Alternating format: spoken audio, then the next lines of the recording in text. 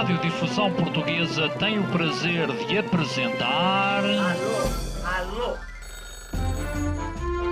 Prova Oral. Uma rubrica de Fernando Alvim. Alô? Todas as tardes aqui na sua Antena 3, um programa bem divertido para toda a família. Basta telefonar e conversar. É da Praça da Figueira? E dos Jardins do Lógico? Prova Oral. Um programa para gente nova. A vossa atenção, portanto, para o programa Prova Oral. Prova. Ora, aqui está, sejam bem-vindos a mais uma edição da Prova Oral. Hoje vamos falar sobre teatro, mas também sobre espiritualidade. Isto porque tudo indica que Gianacchini está basicamente a entrar por essa. Está basicamente agora com um guru espiritual. É isso que lhe vamos desde logo perguntar no início desta conversa. Gianacchini ainda não chegou ao estúdio, está dentro da RTP, mas dá a impressão que deve estar perdido. Nós pedimos por tudo ao guia espiritual do Gianacchini que o traga aqui ao estúdio. Ele de resto não está sozinho, está com o Ricardo Tosi, que é amigo dele de longa data. Tem uma peça de teatro que se chama Os Guardas do Taj. Bom, e que basicamente fala do Taj Mahal.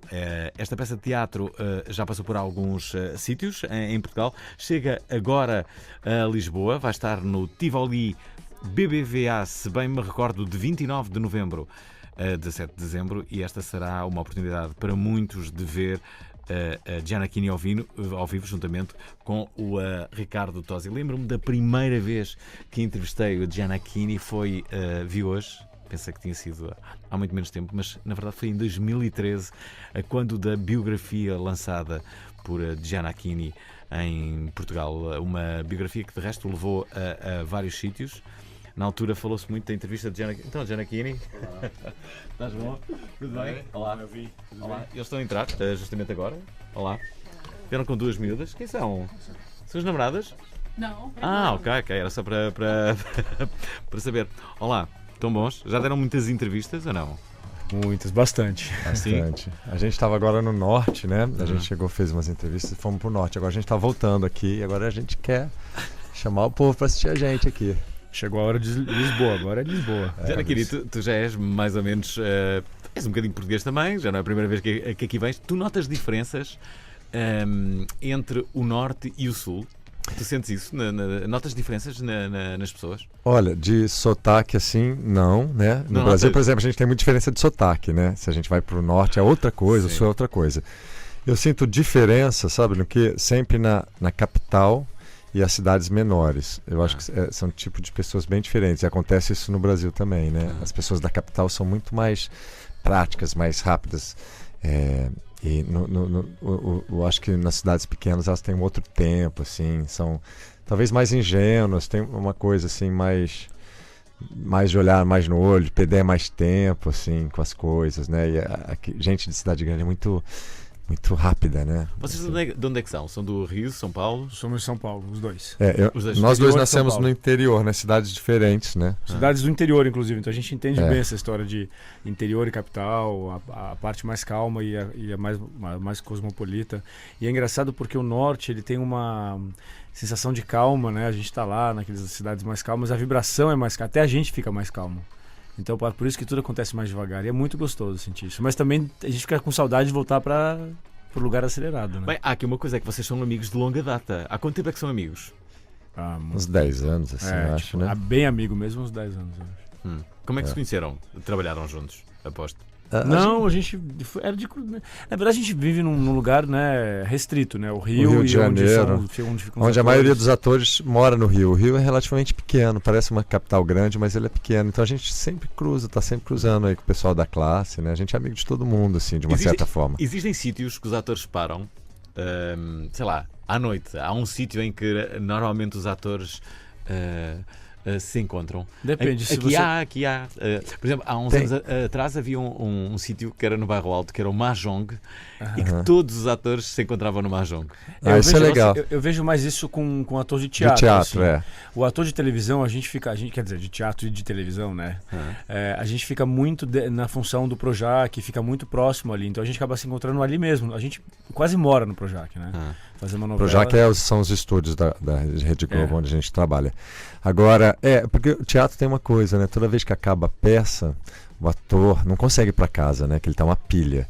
Então, geralmente tem que ter um lugar para ele ir lá, sei lá, tomar uma cervejinha, ou para quem bebe, uma acalmada. Então, geralmente tem esses lugares que realmente são guetos de encontro, né? Dos artistas, assim, de teatro. No Brasil tem isso, pelo menos, eu não sei aqui. Gianecchini, ainda és o homem mais desejado do Brasil? Você tá falando sério isso? Não sei. Olha, eu não sei de nada disso, não. Acho que não. Desconfio que não. Eu acho que tem será? Quem é que passou a perna, Gianecchini? Muita gente. Olha, você sabe que tem uma coisa da juventude, né? Sim. Que o tempo passa muito rápido, né? Eu, quando estreio, eu era muito jovem mesmo. E a juventude tem um poder, né? Eu começo a ver agora eu fiz 45 anos. E aí você começa a entender esse poder da juventude, né? Quando você é jovem e está lá numa profissão que é muito, não é glamourosa a palavra, mas que mexe com a fantasia, e você tá lá mexendo com sensibilidades e tal. Isso é um lugar assim que é um lugar de poder da juventude, né? E aí quando você vai ficando mais velho, eu acho que a gente para de se apoiar um pouco nisso. Eu tenho percebido que está acontecendo isso comigo, de verdade, assim.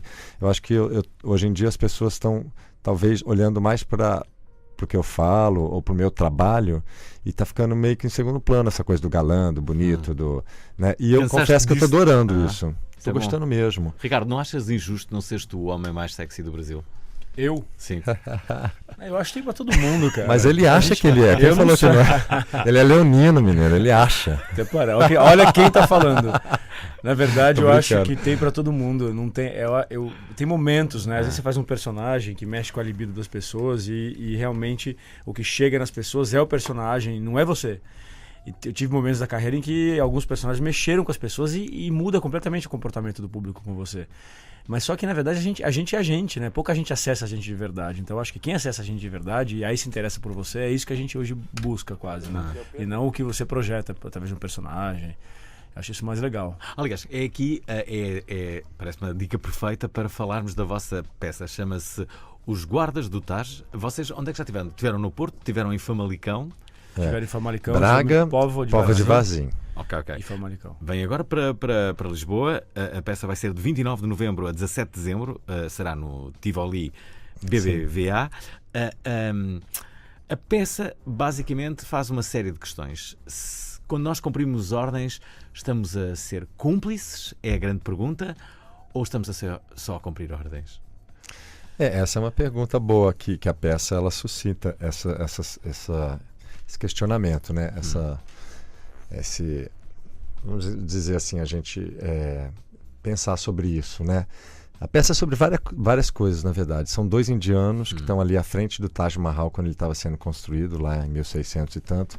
Mas a peça não é sobre isso. Poderiam não ser indianos, poderia não ser o Taj Mahal. É só um pano de fundo ali para falar de amizade, para falar disso, de escolhas, né? De onde que você tira as suas escolhas. Do seu coração, do seu desejo, ou você está seguindo ordens, seguir aquilo que falaram para você, que esperam de você, seguindo aquilo que seu pai fez, que seu avô fez, e sem questionar. Isso pode ter um preço muito alto na vida das pessoas, né? De repente você não está seguindo aquilo que a sua alma quer, que o seu desejo maior quer, em nome de alguma coisa, né? Então a peça ela leva até as últimas consequências isto. O Ricardo pode falar um pouquinho também. Na verdade tem uma coisa da peça muito específica que o autor ele usa da beleza da amizade, da beleza que existe numa amizade entre dois homens ou especificamente qualquer outra amizade, mas da beleza que existe entre a amizade e como ela não é valorizada em alguns momentos e você se preocupa com outras coisas. Então o que realmente importa é aquela beleza que você está vivendo ali com aquele seu amigo, ou cumprir a ordem de um imperador, ou agradar seu pai. Esse questionamento eu acho que é muito válido, porque aí você, na sua vida, é com relação a tudo, né? Como são feitas as suas escolhas? Pelo que você sente, ou pelo que manda você fazer? O que é muito legal é que a peça, para mim, eu acho a beleza dela e que a gente tem gostado de ver, porque a gente estreou aqui, né, em Portugal. A gente não tinha feito no Brasil, a gente não sabia da reação de ninguém, como seria. Então está sendo maravilhoso para a gente agora. Isso nem sequer é muito normal, não é? É um processo inverso. Nada não é? normal. Normalmente estreia-se no Brasil, depois vem. É a primeira vez, na verdade. É a primeira vez que exatamente, Mas como é que vocês fizeram isso? Na verdade, pintou muito espontaneamente isso, né? A gente, quando essa peça pintou muito espontaneamente entre amigos, a gente achou esse texto, a gente resolveu fazer entre amigos, então todo mundo é amigo. O diretor é muito amigo, os diretores são muito amigos, os atores, as produtoras. Já conhecias a Ana Rangel, presumo? Já conhecia há 10 anos. Minha eu tinha amiga, fui ao casamento dela. A Ana e o Miguel, da Plano 6, né? Que são essa empresa que trouxe a gente pra cá. Eles são maravilhosos. Eles tratam a gente bem até demais, ia ficar mal acostumado, eu acho. Então, mas a Ana e o Miguel estavam em contato com os nossos produtores lá no claro. Brasil e, de repente, pintou isso. Eles chamaram, por que não vocês não virem pra cá? E a gente ia estrear no Brasil de qualquer forma mesmo só ano que vem. Então a gente resolveu vir antes pra cá. Na verdade, Alvin, é engraçado porque nesse espetáculo, o processo inteiro, a gente não fez nenhum esforço para que nada acontecesse. Por isso que a gente acredita que o universo conspirou de uma forma, que tudo aconteceu de uma forma que a gente foi se surpreendendo. E quando a gente viu, a gente estava aqui estreando. Foi muito maluco. Eu acho que é um grande mérito desse processo, porque é tão difícil fazer teatro, tanto no seu país, ainda mais num outro país, e tudo aconteceu tão naturalmente. Peraí, como é que é fazer teatro no Brasil? É ótimo, mas é ótimo e difícil. É difícil você pagar. O teatro não se paga simplesmente pela bilheteria, pelo pelo ingresso. Tem a que gente ter precisa de patrocínio. É uma situação bem difícil no Brasil, porque a gente tem poucos teatros, ao contrário de vocês, e não tão bons. E são caros para os donos, para manter aquilo, tem que cobrar muito caro, e é muito caro para a produção, o produtor que vai fazer a peça, pagar os donos do teatro. A logística é cara. E é caro para quem vai, pro brasileiro que não tem muito dinheiro também. E o país em crise, a gente fica mais agravado ainda. Então, e sem dizer que, além de tudo isso, não existe uma cultura, o que é triste de se dizer, mas não existe uma cultura de ir ao teatro, assim, da grande massa do Brasil. Talvez porque, pela carência de tantas coisas, essa não é uma prioridade e as pessoas acabam não chegando. Então, assim, o público de teatro no Brasil, ele é grande comparado com o tamanho do país, que é gigantesco, mas podia ser muito maior. Então, a gente resvala numa questão de educação, de cultura, que acho que pode melhorar se os nossos governantes... Verdade, a gente sempre fala que a gente faz muito por amor, né, a arte, teatro, porque é o lugar do ator, né, o palco. E eu, por exemplo, nunca faço pensando no dinheiro mesmo.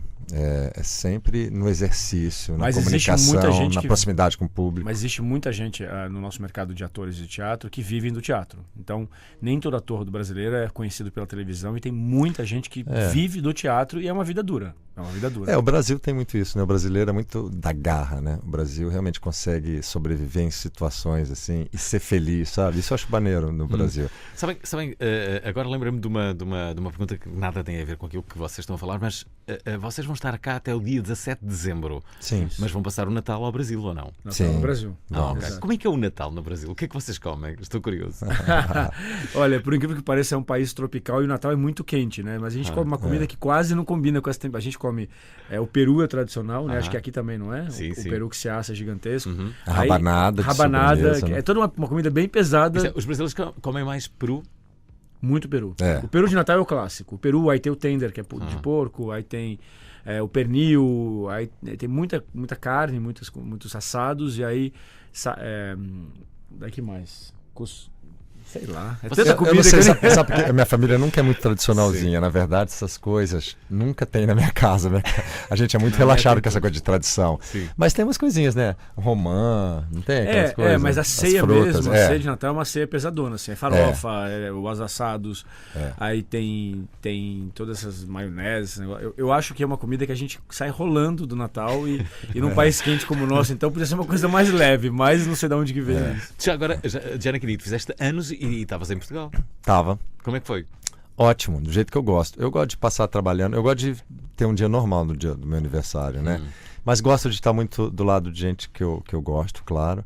E então estava ótimo, porque essa turma nossa trupe de teatro aqui é muito legal. São realmente só amigos, então foi uma delícia. A gente fez uma festinha entre nós ali, dançamos. Estava onde? No Porto, na Póvoa? A gente estava em Braga. Em Braga. Celebraste o teu aniversário em Braga? Pois é. Já agora, vocês ficam nostálgicos com o Natal ou com o fim de ano? Há muitas pessoas que não... Por exemplo, aqui há... Bem, mas vocês são brasileiros. aqui em Portugal, por exemplo, as pessoas ligadas ao humor não gostam muito do carnaval. Por exemplo, vocês gostam do carnaval? Muito. Eu já gostei mais, né? A gente gosta muito, mas a gente tá um pouco mais velho agora. A gente já gostou. Eu já gostei bastante. O carnaval é uma tradição que você com 12 anos você tá pulando carnaval. Então assim, a gente já tá com... Eu tô com 42, o Gianni com 45, já pulamos demais. Eu diria que até os meus 38, assim, eu curti muito. Curti adoidado. Depois você realmente Se bem que ano passado eu dei uma Sambódromo? acelerada também. Ano passado eu dei uma boa acelerada. Mas vamos ver, esse ano eu tô querendo ficar mais calminho. Tu ias para o Sambódromo, já que Já fui muito. A gente foi junto. Então, ano passado, a junto gente foi a primeira vez, ano passado, a gente desfilou naquele... Porque teve uma homenagem para Ivete Sangalo, que vocês devem conhecer, claro, que ela que é amiga da gente, que a gente ama, e ela foi homenageada. E ela nos chamou para sair num carro dos amigos carro dela. Só dos amigos, né? E eu nunca tinha desfilado, eu não tinha muita vontade. E vou te falar que foi uma emoção incrível, assim. Principalmente por ela, porque E dançaste? a gente fica pulando, mas o fica carro, pulando, né, na o verdade. carro ele balança, sacode muito, né? Então você não fica, você fica meio segurando ali, porque Mas é realmente uma emoção, saber quando você passa ali e tem aquela arquibancada toda de pessoas, cheia de pessoas com aquela energia, realmente é muito legal, uma experiência válida. Eu convido as pessoas a passarem por isso, pelo menos uma vez na vida. Olha, convidas para irem ao Carnaval do Rio, mas convidas sobretudo para irem à vossa peça, que de 29 a 17 de dezembro vai estar no Tivoli BBVA. Estamos a entrevistar o Gianna Kidis, já perceberam, miúdas e miúdos também, mas também o Ricardo Tosi. Os dois são amigos de longa data, há cerca de 10 anos, aqui revelaram. Bom, e sabem que mais? Temos ao telefone a Paula Santos da Maia, que foi ontem ver a vossa peça. E agora? Olha, queremos saber tudo dela. Foi ontem. Olá, Paula. Tudo bem? Olá, tudo? Olá, temos aqui o Oi, Ricardo Paula. e o Gianna aqui. Eles estão Paula. nervosos, eles estão agora nervosos. Já estou a ouvir, não nervosa, estou eu de estar aqui a falar com eles. É incrível, não é? Você gostou da peça? Eu adorei a peça, embora aquele final não estivesse à espera daquele final, porque Atenção, pensei não podes que contar o final, não é? Não conta o final, não conta o final. Não vou contar o final. Não, pronto, ok, então não posso dizer o final, só que não estava à espera daquilo. É um final surpreendente, é isso? Tive pena, mas ao mesmo tempo deu para compreender o porquê daquela escolha, mas tive muita pena que tivesse acabado daquela forma. Nós todos temos, essa, na verdade. acho que essa é justamente a reflexão que cabe à peça. É um espetáculo que surpreende, né? Ele começa de um jeito mais leve e engraçado e vai para outros lugares. Exatamente.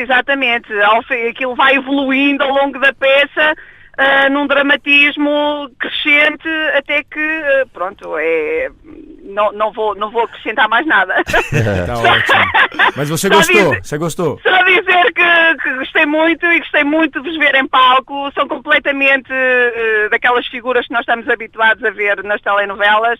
E ainda bem que são tão versáteis e conseguem surpreender no teatro também. Eu gostei muito, sinceramente. Obrigado. Acho que devem continuar porque realmente são mesmo bons. Muito em obrigado. todos os sentidos. Oba, obrigado. Vocês têm noção que as mulheres portuguesas gostam muito de vocês, não é?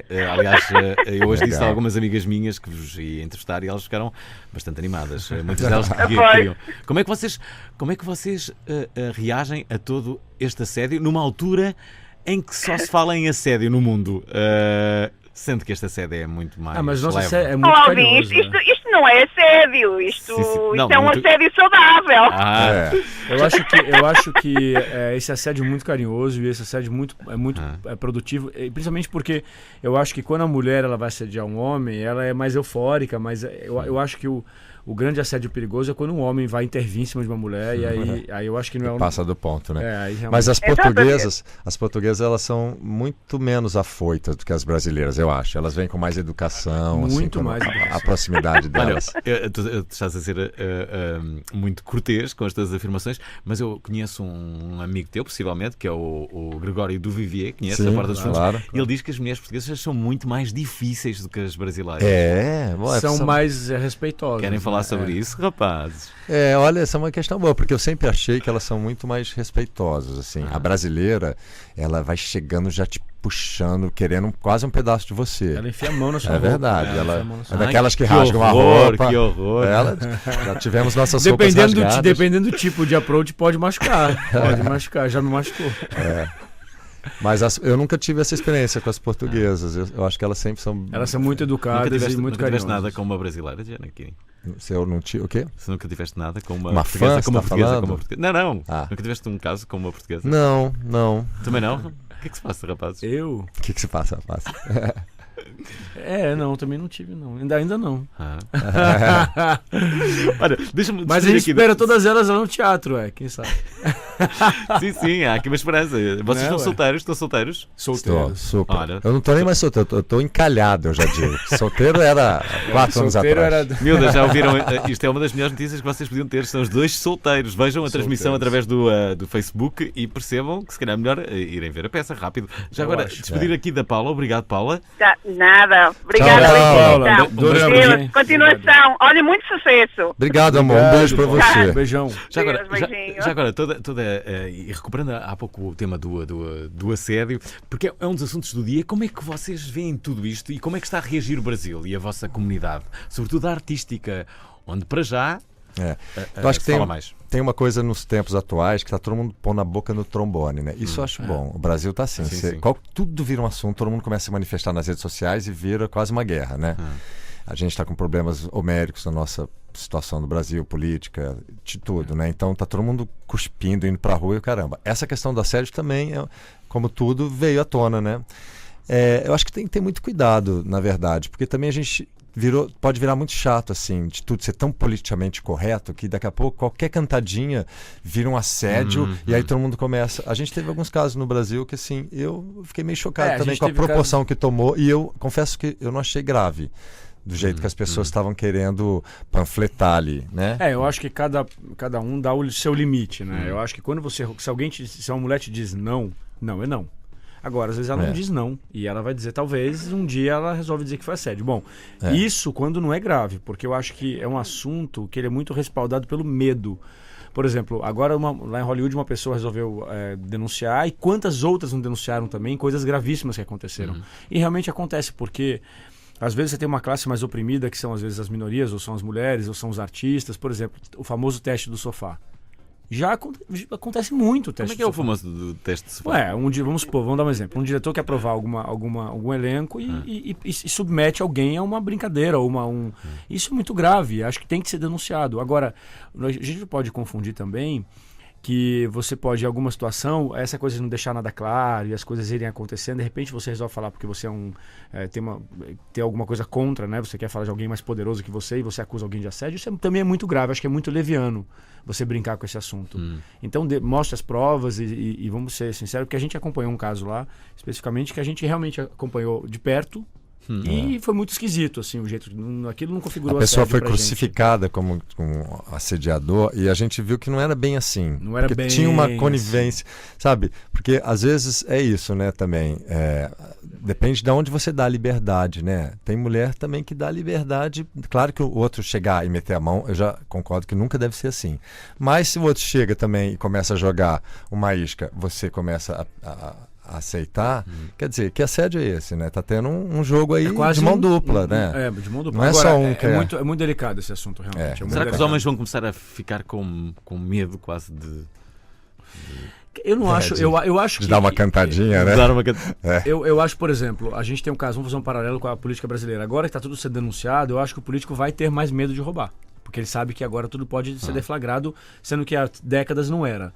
Com o assédio pode ser a mesma coisa. Eu acho que os homens podem ficar mais espertos, porque a coisa pode... Não é mais aquela coisa machista protegida, que a mulher fica quieta porque ela não tem direito de falar. Agora, por outro lado também, eu acho que de alguma forma, o que gera o medo que as coisas... O medo não é legal em nenhuma situação, entendeu? Então, que as pessoas sejam livres para se encontrarem. Mas o mais legal mesmo sempre é trazer à tona as discussões, né? A gente está entrando numa época onde tudo está vindo à tona mesmo, assim, para a gente discutir essas questões que não eram discutidas, que ficavam todas debaixo ali do tapete, né? Isso é legal, acho que é importante para transformar as relações, e o mundo está pedindo essa transformação, né? Tem que ser essas discussões todas. E tem outra coisa, eu tive uma carreira pregressa a essa de ator, que foi como executivo, e eu posso te garantir que eu vi tanto assédio ou mais na carreira ainda de executivo de empresa, de economia, do que eu vejo na televisão. Quer dizer, eras executivo?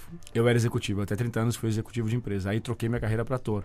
E eu tive 10 anos de uma experiência bem complexa ali. Eu vi tanta secretária ser assediada mais secretárias sendo assediadas pelos executivos do que eu vejo atrizes ou atores aí se assediando. Então, Acho que isso é universal e não tem que ter esse preconceito com a Olha, arte. deixa-me ir ao telefone de novo falar com o brasileiro mais português de Portugal, que é o Anderson Lisboa. Estavam a pensar que era o Roberto Leal. Bom, o Anderson Lisboa está em linha de cada vez que nós temos um convidado que é brasileiro. O Anderson, que é o rei do Instagram, ou Instagram, Legal. como vocês dizem, ele liga. Cá está, o Anderson, já viste? Revelaram há pouco, aliás, está a fazer sensação a vossa declaração de que estavam solteiros. Há aqui a Joana Barros que diz: encalhado, não acredito. Dias felizes por Portugal. Tô sempre aberto, hein? Vocês, Vamos ver. eu acho, olá, Sim. primeiramente, muito boa noite. Boa noite. Boa noite. Olá, Viva, é um prazer estar conversando com vocês. Igualmente. E eu acho que é a primeira vez que a Antena 3 está tão bonita hoje, confesso. É incrível. Tá, já teve dias antes com o Alvin, mas hoje está mais ainda. Eu confesso que sou um dos noveleiros mesmo muito, conheço muito da cultura das novelas da Globo e estamos com 2 atores de primeiro escalão aí, 2 homões da porra. Obrigado. E, eu gosto muito do trabalho de vocês, acompanho mesmo o trabalho de vocês, não é assim, não estou falando por falar. E queria dizer que tenho 2 perguntas para cada um, e se posso fazer, Alvin, se é na boa? Claro, Posso? sim, claro. Vamos Vamos a lá. isso. Eu acho que Da Cor do Pecado foi uma novela de 2004 e foi uma das minhas novelas favoritas, porque foi uma novela do João Emanuel Carneiro, que foi uma novela que é o mesmo autor da Avenida Brasil, que quem sabe aqui em Portugal. Foi a primeira novela dele. Foi a primeira novela dele e se passou num dos lugares mais bonitos do Brasil, que é a minha terra, São Luís do Maranhão. Isso. E eu lembro muito bem que eu era muito feinho e não conseguia fazer figuração na novela. E todos os meus amigos faziam a merda da figuração e eu não conseguia. E depois chegava com o autógrafo do Giannichini. Jura? Vamos resolver isso. Todo mundo lá atrás passando, comendo pipoca, chupando picolé. E eu, meus amigos todos estão na figuração, eu não tô. Pronto. Eu lembro muito também da minha irmã chegar e te encontrar no Centro Histórico de São Luís com um autógrafo teu num papel e tudo. E foi muito engraçado. Olha. Mas no meio disso tudo, eu lembro muito bem, Gianni, que tu falavas que tipo, no começo da tua carreira foi muito difícil, tu foi jogado assim meio de cima no laço de família. Sim. E se esse treinamento de exército no meio da novela foi o que te preparou para que tu é hoje, um ator consagradíssimo. Sim, olha, quando eu estrei, pra mim parecia que eu vivi 10 anos naquele ano. Foi um ano difícil pra mim, assim. Imagina, eu era um cara que sou do interior, né, todo reservado, de repente vi minha vida assim totalmente exposta e eu fazendo um trabalho que eu não tinha a menor experiência para milhões de pessoas verem, e eu mesmo achava meu trabalho ainda muito insuficiente, né, assim, verde, eu era muito verde. Então eu sofria bastante, foi difícil assim, eu tentar me encaixar ali, mas eu descobri ali pelo menos que era aquilo que eu queria fazer, eu queria aprender ali, eu falei, isso eu quero dominar essa arte aqui, eu quero aprender a fazer. E é legal por isso, né, assim, você não ficar acomodado, porque acho que acontece muito isso no Brasil, as pessoas vêm, fazem um sucessinho e falam, beleza, é isso. Eu nunca achei que era isso, eu sempre, até hoje eu acho que eu não sei. Que ainda que eu quero ir lá para aprender todo dia e que tem um leão para ser matado por dia. Isso por um lado é bom, né? Porque a gente mantém constante melhora, né? E rendeu na altura, eu acho que rendeu o melhor do ano, não rendeu? Uma revelação. Teve isso também. Teve. Mas você sabe que essas coisas de prêmio, né, isso a gente aprende que, na verdade, isso não importa em nada, né? Porque a nossa carreira, a longo prazo, vai ter fracasso, vai ter sucesso, vai ter gente que gosta, vai ter gente que não gosta. Não existe unanimidade, né? O que existe, na verdade, no meu caso, o que eu penso, é que o que vale é o processo, né? O resultado nem é tão importante. O processo, por exemplo, tudo que eu vivi nesses 17 anos desde que eu comecei na televisão, esse processo todo me interessa como ser humano, como artista. Aí o resultado, tanto o fracasso quanto o sucesso, ele passa muito rápido, mas muito rápido mesmo. A gente faz uma novela que estoura, no dia que acaba a novela, acabou, já tem outra no lugar, acabou, aquilo lá ficou para um arquivo na memória só. Então, o que é legal é como a gente foi alterado nesse processo, né? O que transformou dentro da gente. Isso fica pro resto da vida. Então é nisso que eu me ligo, na verdade. O Anderson, tens direito a fazer mais uma pergunta. Sim, é mais uma, é pro Tosi. Tosi, um prazer falar contigo. Querido, gostei muito. Não sei se é um dos teus personagens favoritos, mas pra mim o Thales é um dos teus personagens favoritos. Do Amor à Vida, também eu gosto muito. Mas pra mim, além desse, o Fábia Fabiane, já estou com o sotaque português, do Cheio de Charme. Foi assim foi assim difícil, porque no meio dessa coisa toda tu cantavas também, não era? Era a tua voz ali, não era? Tá. No final era, no começo não. Ah. Eu nunca cantei na vida e eu, por um acidente, comecei a cantar na novela porque eu fui gravar. Chegou uma música, o personagem cresceu, ele foi virando tanto, né, ele, e quando chegavam as músicas pra mim, que não era minha voz, porque eu nunca tinha cantado, não sabia cantar, não sei o quê, eu falei, gente, mas esse cara canta, não é mais o meu personagem, eu não posso mais dublar esse cara, deixa eu ir lá. Eu acreditava que eras tu, né? Era um timbre muito parecido, mas as últimas, aí já fui eu, porque eu fui pro estúdio dele pra mostrar como ele cantaria, ele falou, mas você já cantou, pronto, agora a gente equaliza aquela aqui. Que tu canta com a Filipa Leal, com a Leandra Leal. Leandra Leal, és tu, não é? Aquela já sou eu. Boa. Aquela já sou eu. Lázaro, tu és mesmo entendido, é? Eu sei tudo, eu sei tudo. Pá, eu sei mesmo tudo. E agradeço, por acaso, já agora, queria agradecer a Globo Portugal, porque agora eu tô fazendo uma parceria com a Globo no Instagram sobre 2 séries boas, Carcereiros e Sob Pressão. E tá uma parceria muito boa. Eu queria agradecer a Rede Globo Portugal. Pronto. Muito bem, Lázaro. Mas só mais uma coisa, é rápida, muito rápida. Sim. Tosi, pra quando o filme? Pra quando o filme? Pá, falta um filme, não é um longa? Falta um longa. Cara, quando eu parar de fazer novela e teatro. Cara, assim, o filme, ele sempre eu realmente tenho 10 anos de carreira e eu fiz 9 novelas. Eu não parei, cara. Então, sempre que aparece um filme, primeiro, os filmes brasileiros ainda precisam, né? Agora tá numa época de uma safra boa. Mas todos os convites que eu tinha era pra fazer exatamente o que eu fazia na TV e eu falava, gente, eu não tenho como viajar agora 3 meses, eu tenho isso, tenho aquilo. Então eu ainda não consegui. A minha carreira, ela pra minha idade, né? Eu comecei com 30 anos, então eu tenho um déficit aí de tempo, faltou um tempo, né? Agora eu vou focar, porque eu sou apaixonado por cinema e daqui a pouco vai ter, com certeza, alguma coisa boa aí. Boa. Olha, obrigado. As reações têm sido mais que muitas. Um abraço para ti, Anderson. Aqui a comunidade feminina a reagir à vossa presença. Rosalina Castro a dizer que gostava de receber uma cantadinha do Gianacchini. Tânia Gaspar, que é uma amiga minha, a dizer: Alvin, estou sempre a pedir para me apresentares amigos. Elas estão encantadíssimas com a vossa presença. Já agora temos em linha a Júlia Marinho de Vizela. Ela também foi ontem ver a peça e não consegue tirar os convidados da cabeça. Uau. Legal. Juliana, Júlia, o que é que se passa, não é? Não sei. Não mas consegues... fui ver no sábado à noite o Famalicão e de facto são extraordinárias, são mesmo extraordinárias. Obrigado. Legal. Ficaste com... Sim. Eu por acaso queria pedir desculpa ao Reinaldo, porque eu acho que quando fui para tirar a fotografia com ele, que acho que eu apertei tanto. Eu e a minha mãe fomos as duas juntas e a minha mãe até queria beijinhos, mas não havia beijinhos, não havia tempo. Olha, eu devo ter gostado, porque eu não lembro que me incomodou ninguém me apertando, então acho que foi bom. Eu sinto-me mal porque nem disse parabéns nem nada, porque eu ri, chorei naquela parte mais dramática do Ricardo. Não conta. Não conto, a parte mais dramática. Chorei, mas ri muito e foi fabulosa mesmo a peça, é extraordinária, vocês são fantásticos mesmo. Obrigado. Muito obrigado. Vocês estiveram em Famalicão 3 noites. 4, na verdade. Quinta a domingo foi. Foi bom. Fantástico, eu só queria dar os parabéns. Muito obrigado. Muito obrigado. Olha, obrigado aqui pela tua pergunta e pela tua intervenção. A Júlia Marinho de Vizela, já agora ela prometeu que mandava bolinhol, um bolo de Vizela, aqui para o programa, quando ela mandar. Eventualmente vocês já cá não estão, não é? É o mais provável. Lamento imenso. Mas dizer que realmente há algumas individualidades brasileiras que passam por este programa.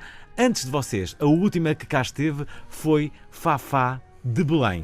Uma delícia. E isso deu um momento de ouro. Ora, ouçam. Momentos de ouro.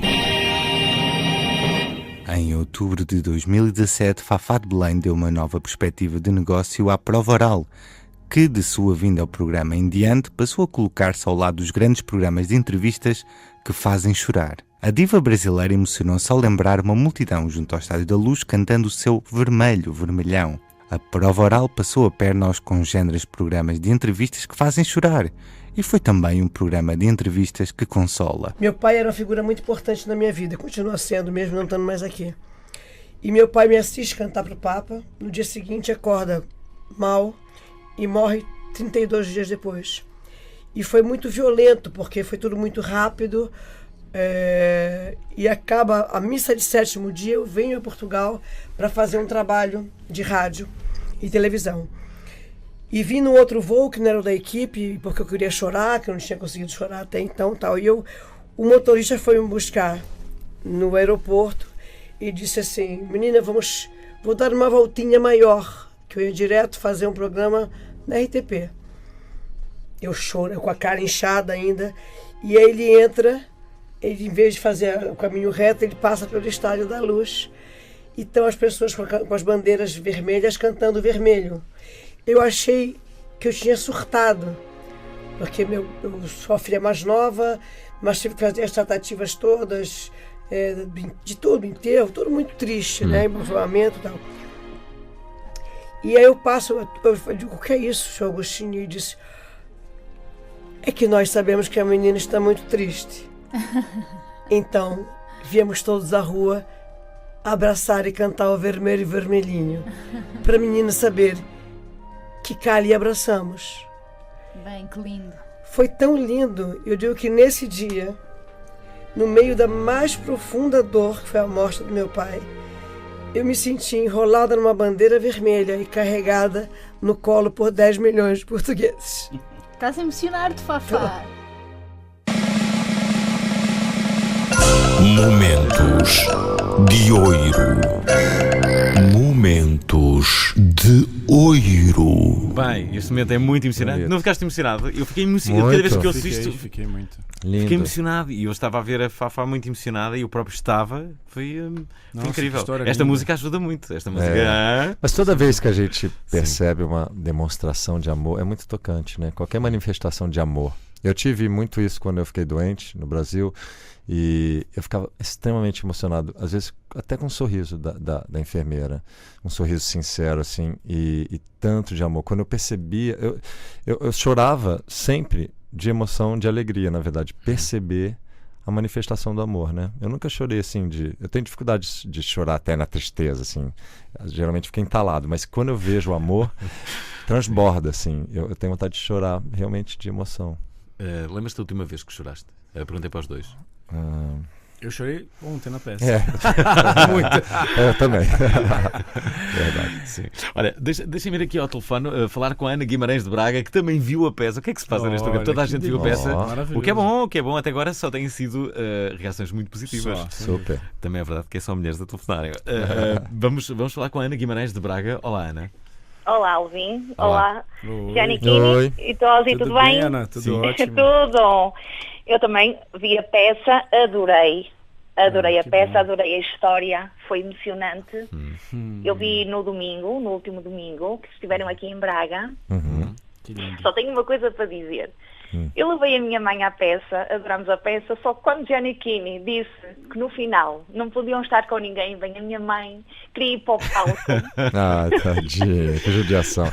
Sei, eu compreendo. O Giannichini fazia anos nesse dia, queria ir embora, queria estar com os amigos, mas a minha mãe queria ir para o palco e disse: mãe, por favor, fica aqui. E ela: eu não acredito. Eu amo este ator, eu amo este homem. Ela segue-o há anos. Ficou destroçada. Você sabe que a gente sente de verdade muito quando a gente não pode atender, mas é difícil talvez as pessoas para entenderem, mas a gente, por exemplo, termina a peça 11 e tanto, até tomar banho, meia-noite, aí não tem, o restaurante está fechando, aí tem gente que fala assim, não tem onde comer.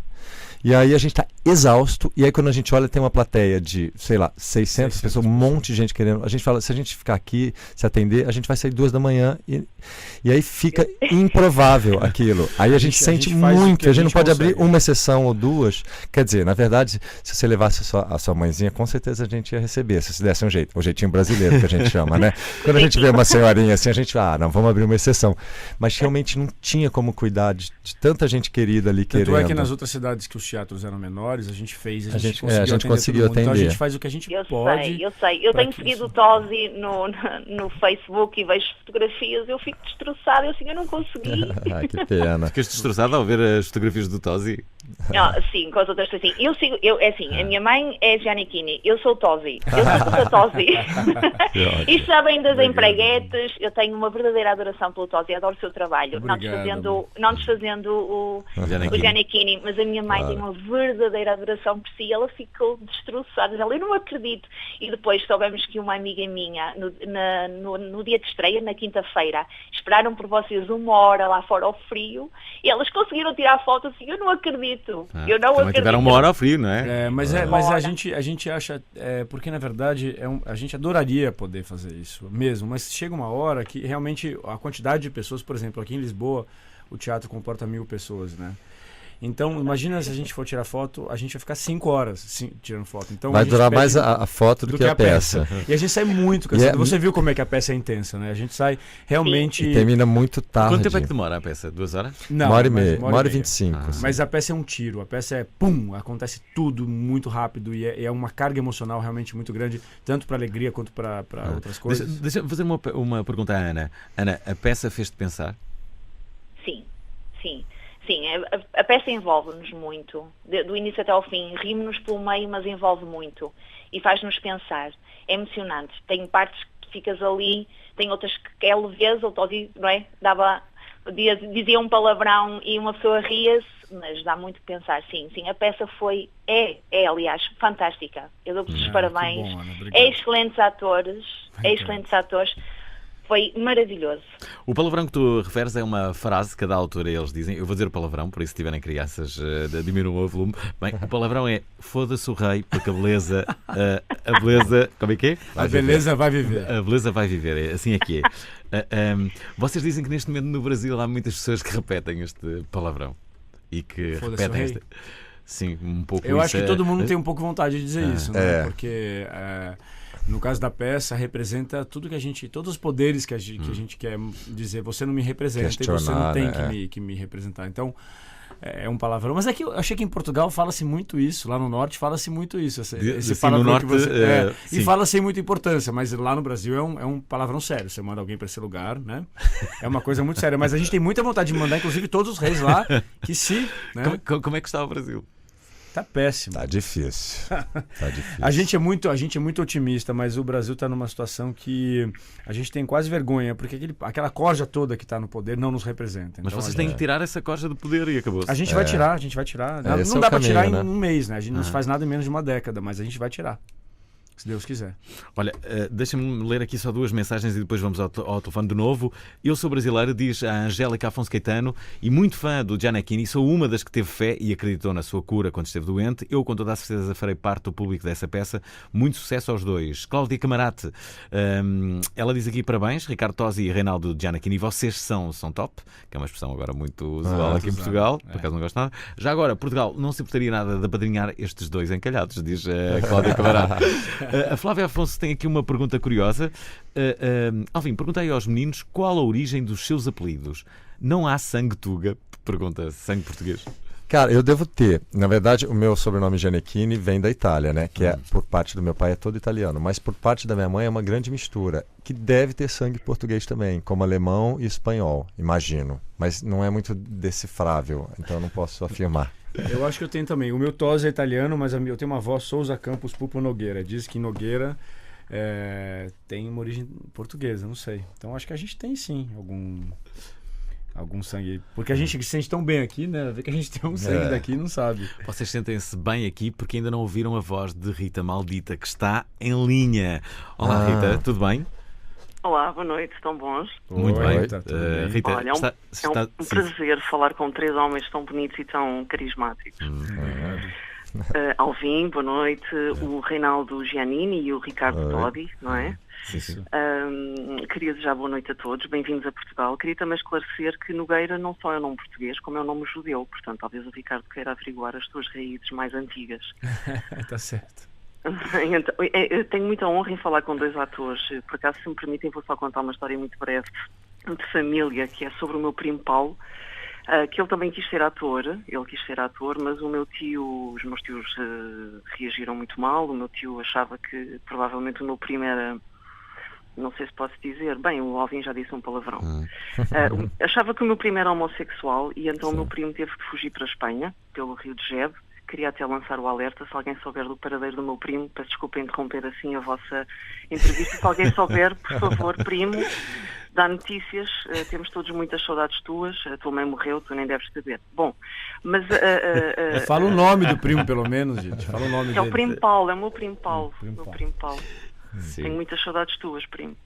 Bom, a minha pergunta vai então para o Reinaldo, com todo o respeito pelo Ricardo Todi, claro. Como sabemos, o Reinaldo passou por coisas muito dramáticas na sua vida, e vocês começaram o programa falando na faceta de guru espiritual, que pelos vistos não exploraram assim muito, deram importância à peça, acho que sim. Mas eu pessoalmente gostaria que o Reinaldo falasse um pouco dessa faceta, uma pessoa que já teve uma relação amorosa com mãe e filha ao mesmo tempo, não é? Todos nós nos lembramos. Na novela, né?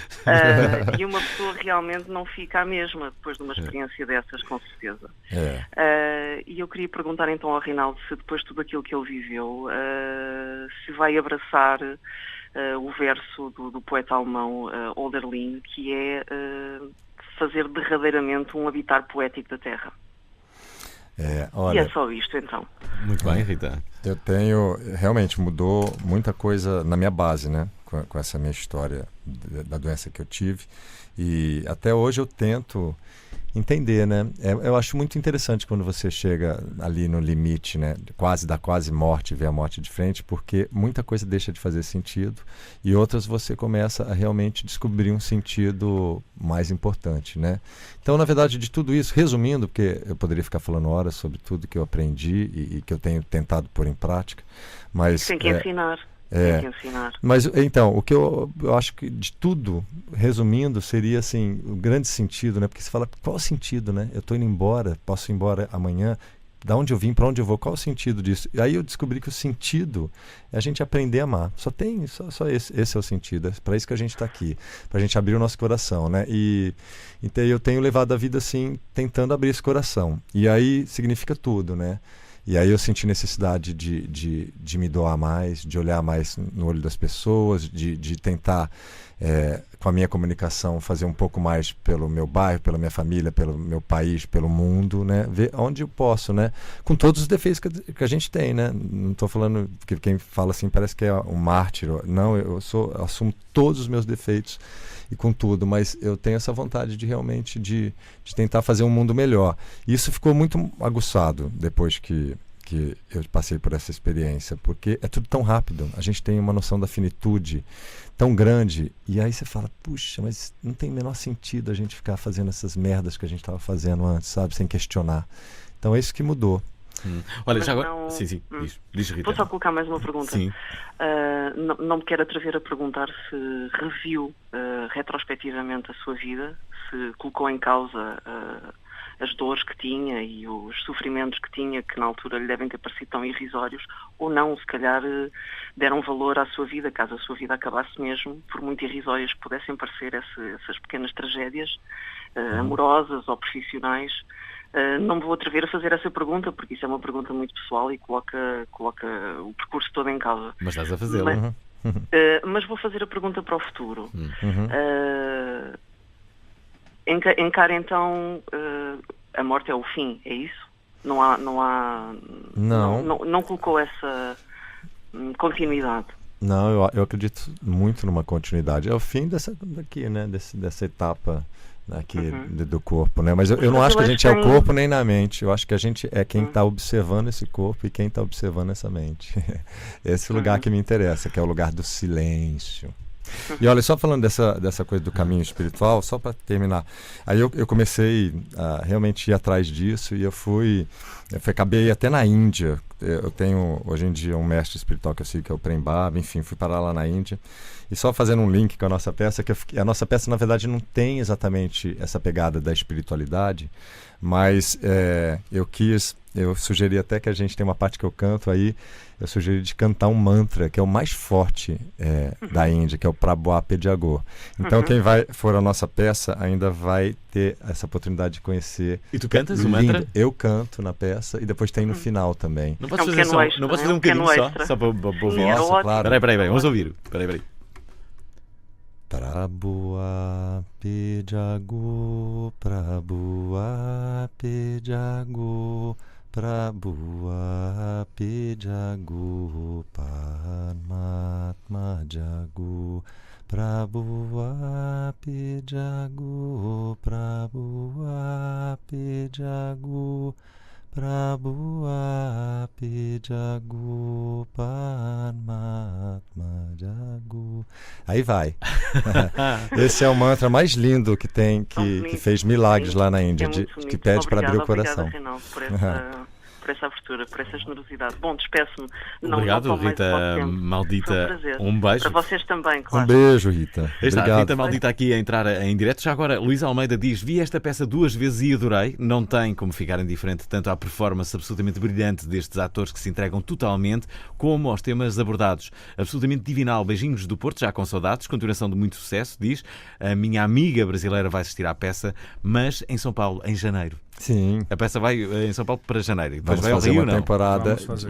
A princípio temos uma temporada de São Paulo de janeiro a março. Depois a gente vai ver como continuar. Ora, para que não pensem que é só mulheres a emitirem aqui a opinião, há aqui também um homem, o Hugo Moreira. Ele diz: fui ver-vos à Póvoa de Varzim, parabéns pela vossa representação, muito bom, abraços. Cristina Moreira diz: fui ver a peça em Famalicão neste sábado, foi espetacular, super cativante, recomendo a todos. E já agora a Maria Simões diz: Sousa Campos é bem português, é o que ela diz. Pois é, eu achava que era mesmo. Sim. Já agora, estamos mesmo quase a fechar este programa. Sei que já foste à Índia, curiosamente não visitaste o Taj Mahal, não é? Não tiveste tempo, ou porque encontraste o teu guru espiritual. Exatamente, eu fiquei em Rishikesh, não consegui sair daquela cidade linda demais, mas agora fiquei com vontade de conhecer o Taj Mahal depois da peça. Já foste à Índia, Ricardo? Eu não fui à Índia, eu costumo dizer que a Índia foi até mim, porque eu fiz aquela novela Caminho das Índias. E a gente teve uma trupe da Índia que ensinou tudo pra gente. Então a gente aprendeu todos os costumes, que a Globo investe bastante nas novelas. Olha, temos aqui o Rodrigo, que é um ouvinte também regular da Provaral. Ele deixa sempre a sua pergunta gravada e deixou uma para vocês. Ora ouçam. Olá, aqui é o Rodrigo, tinha aqui uma pergunta. E a pergunta é: porquê é que o teatro é a grande paixão de todos os atores? A televisão não fica triste? Contas? Não lhe deviam dar mais valor?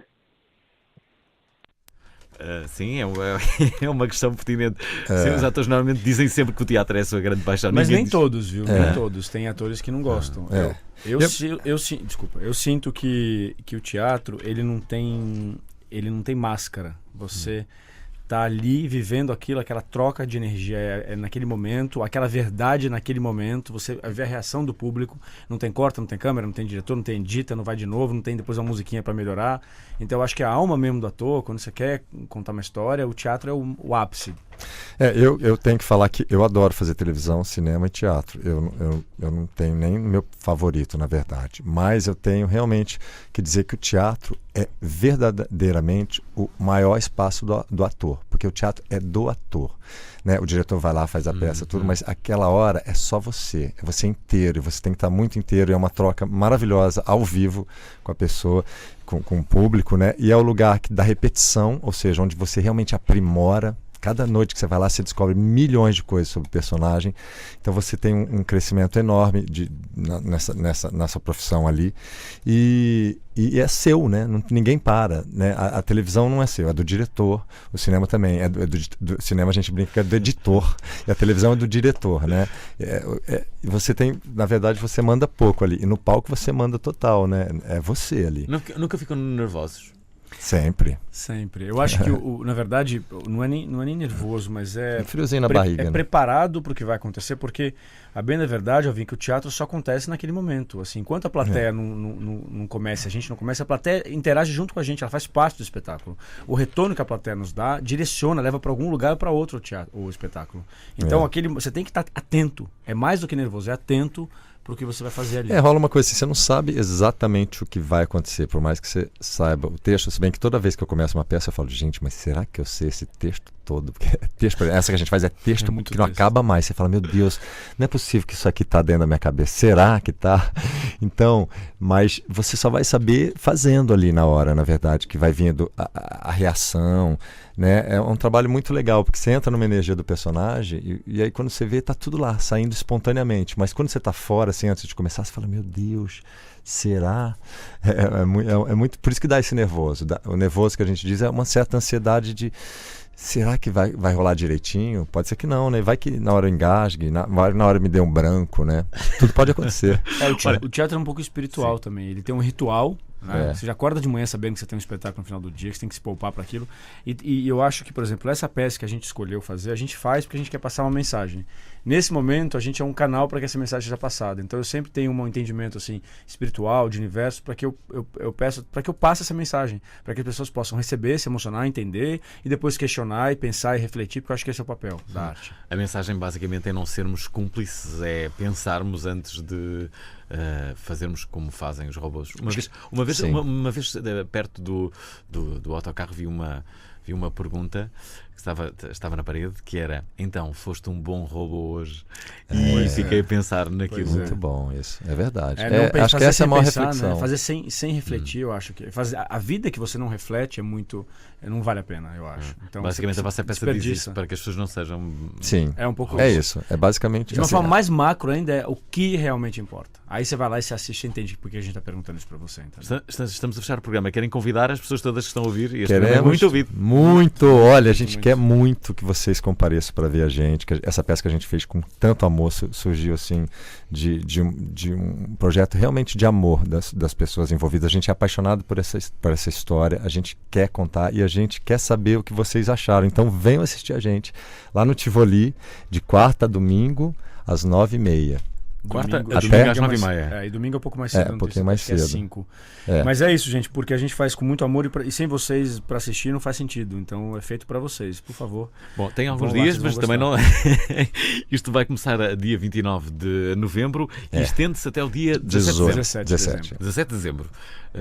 Como é que é? Quarta a sábado às 21h30 e aos domingos, possivelmente às 5. 17, 5. Está. Quero-vos agradecer aos dois por terem vindo. Ricardo Totti e Reinaldo Gianecchini, os dois atores principais desta peça que agora chega a Portugal, que vai numa digressão e que chega, neste caso em particular, a Lisboa, e que se chama Os Guardas do Tacho. Obrigado. Muito obrigado. A gente agradece. Foi um prazer. Espaço. Obrigado pelo espaço. Já a seguir temos Pedro Costa na Antena 3 também. Gostaram da emissão? Querem ouvir outra vez? Ouçam, partilhem, comentem. rtp.pt/play, o podcast da Prova Oral.